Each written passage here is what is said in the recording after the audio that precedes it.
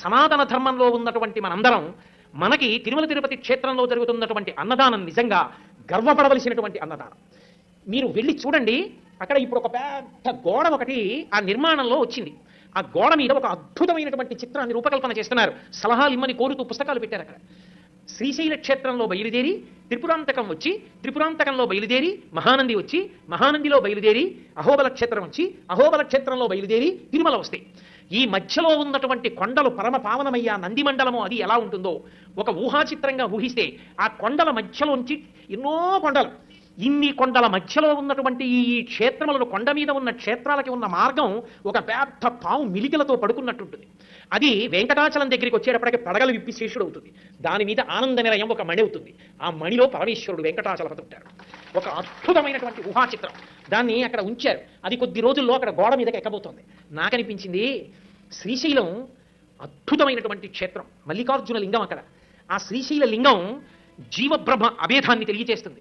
అటువంటి లింగస్వరూపంగా మనందరం మొట్టమొదట పరబ్రహ్మంతో కలిసి ఉన్న వాళ్ళమే. ఏ కారణం చేతనో కానీ జారిపోయాం, విడిపోయి జీవుడయ్యాం. జీవుడైన దగ్గర నుంచి ఇంకా త్రిపురమల యందు తిరగడం మొదలైంది. మాయ, భూత భవిష్యత్ వర్తమాన కాలములు, జాగ్రత్త స్వప్న సుషుప్తి అనేటటువంటి మూడిటిలో తిరుగుతున్నాం. త్రిపురాంతకం ఇక అక్కడ నుంచి దాటితే కొంచెం ముందుకు వచ్చేస్తే ఆ త్రిపురాంతకం దాటి వచ్చిన తరువాత నందిమండలం. నందిమండలం అంటే నవనందులు. నంది అంటే నందీశ్వరుడు, పశువు.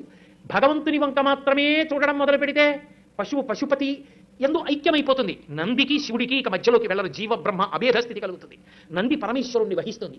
విడిపోయిన వాడు మళ్ళీ భగవంతుణ్ణి మనసులో పెట్టుకుని ఉపాసన మొదలు పెడితే నందిమండలం.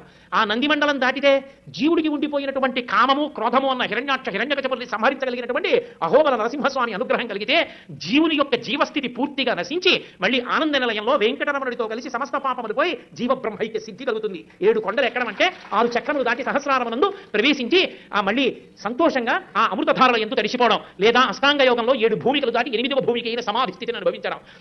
ఆంతరముగా జీవుని యొక్క ప్రయాణాన్ని, బాహ్యంలో ఆంధ్రదేశంలో వెలిసినటువంటి అద్భుతమైన ఆ కొండల మీద క్షేత్రాలు, క్షేత్రాల దారి పాము మిలికలు. చివర తోక ఉంటే శ్రీశైలంలో తోక అనుకుంటే వెంకటాచలం వచ్చేటప్పటికి పడగలు విప్పినటువంటి శేషుడు, మణి ఆనంద నిలయం, అందులో వెంకటరమణుడు. ఆ ఊహాచి